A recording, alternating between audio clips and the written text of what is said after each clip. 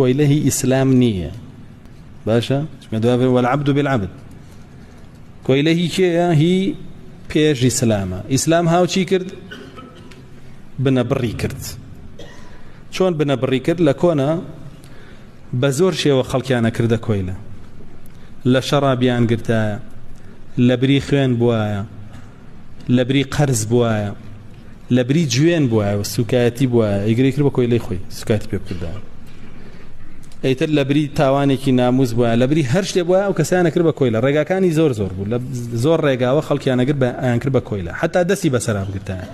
تۆ کوڕێکتە بوو ساغ و سەلیم بۆ جادەیە ڕۆی ئەوە یا بە پاڵی ئایبام بکەم بە کۆیلە ئیبرەی کرد بە کۆیلە ئەگەر دەسەڵاتی بووە بەسەریە فریای نەکەوتی تایە لی سێنیتەوە کرد بە کۆیلە ئاوە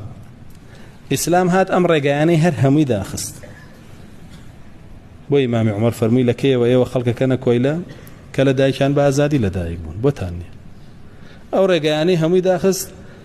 یەک ڕێگای هێشتەوە ئەو ڕێگایش بە موخەیەری نەک بە ئیجباری ئەویش بریتی بوو لە چی ئەگەر قەومێکی کافر شەڕ بکەن لەگەڵ موسڵمانانە ئەسیرەکانیان نەتوانی بکەیتە کۆیلە ئەویش بەدەست ئەمیری جەیشەکەیە ویستی بیان کاتە کۆیلە ئەیان کاتە کۆیلە نەیویست نایکە یعنی ئەوەش هێشتا یەقینی نییە ئەنجا دواتر ئەو سا کۆیلە کە ئەبوویە کۆیلە بۆی نەبوو ئازاند بێ ئەبووە هەتا کۆیلە بووە کوڕەکانی شێر کۆیلە بووینە بەڵام ئیسلام هاو دەیان ڕێگای ئازادبوونی بۆ کۆیلە کردەوە بۆ نمونە قەتڵ ئەکا ئازادیکە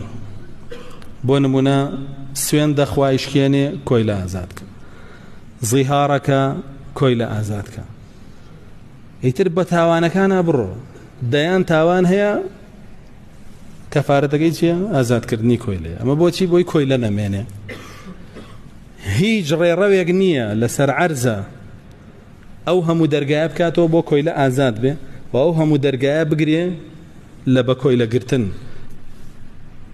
ئەوەندەی ئیسلام ئەنجا تۆ هێشتا بێ بیدەی بەسەر ئیسلامە کۆیلەکە کە ئیسلام ئیشی کردو بۆی نەیهێڵێ